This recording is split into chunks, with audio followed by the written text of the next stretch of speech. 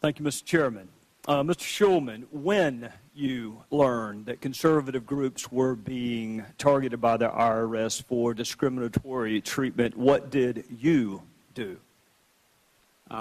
When I learned of the existence of a BOLO list, in that same conversation or right around that time, I also learned a couple things. One, that it was being stopped.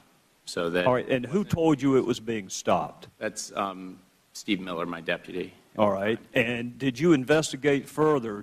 Can you give me the name of a single person who was involved in the original decision to target conservative groups for disparate treatment? I'm not aware of those names. Why can't you give me a name? So at the same time that I learned and that it was being stopped, I was also told that the Inspector General was aware of it. Mr. Shulman, is the Inspector General the only person who can investigate wrongdoing within the IRS? My general practice. Can you answer my question and then you can explain? Is the Inspector General the only entity who can investigate wrongdoing?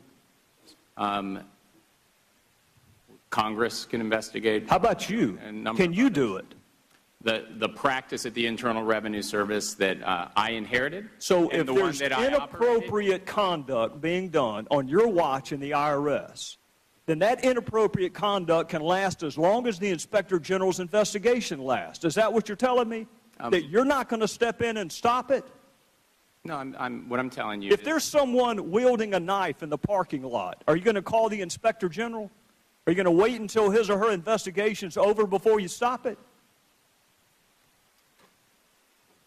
When I was told about these allegations, I was also told that they were being stopped, and so that the inappropriate criteria were not being used anymore. And despite the seriousness and potential criminality of that conduct, you didn't investigate it yourself at all? So the procedures that I inherited and that my Mr. general Shulman, practice this is going to go much quicker if you'll answer yes or no, and then you can explain. Did you do anything to verify that the practice, as insidious as it was stopped? The Inspector General was going to be looking into it, and that's what. Is it that you can't say yes or no, or you're just choosing not to say yes or no?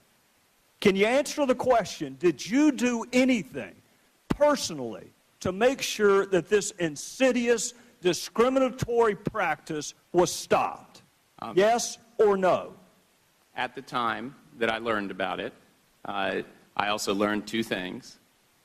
The first was that it was being stopped, and the second was that the Inspector And what did you do to verify that it was stopped?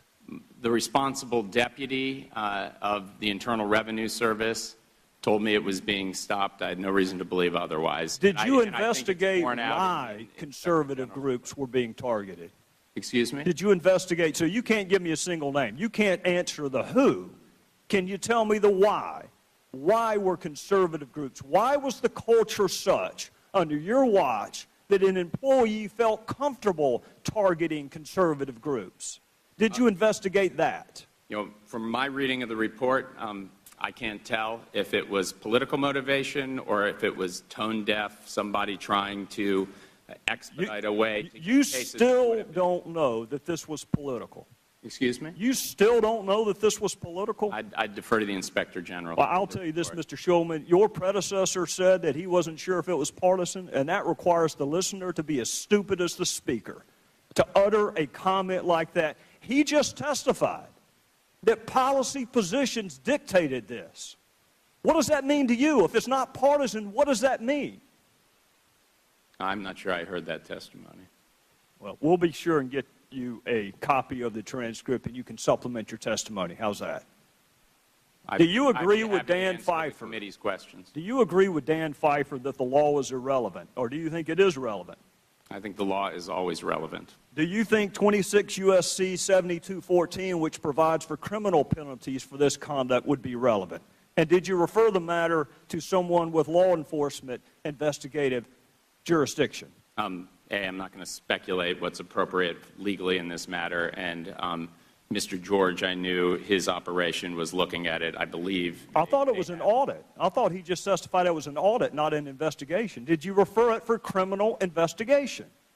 I didn't refer it. It was already being looked into at the time that it was brought to my attention. So I want to be real clear because my time is out. The only recourse you have when there's an allegation of wrongful conduct on your watch, the only thing you feel comfortable doing is waiting on an inspector general to finish his or her report. The general practice is to make sure the inspector general will look into it. No matter how insidious the conduct. If it were an allegation of racial discrimination, you would have waited until Mr. George finished his investigation? Is that your testimony? I'm really not going to answer hypotheticals. I tell you what, instead of answering a hypothetical, why don't you answer the case at bar today? If there's an allegation that groups are being discriminated against based on political ideology, are you really going to wait until an inspector general finishes his or her report before you take corrective remedial action? When I have a fact, but I don't have all the facts, and I don't know the scope and severity. Did you investigate the facts, Mr. Shulman? Did you lift a finger to identify the facts? Felt very comfortable. The facts, the inspector general was going to run down the facts, and once he had it, it would be reported out. Let the record reflect that's a no. I thank the gentleman. I know you guys have been there a long time. We appreciate your patience. We're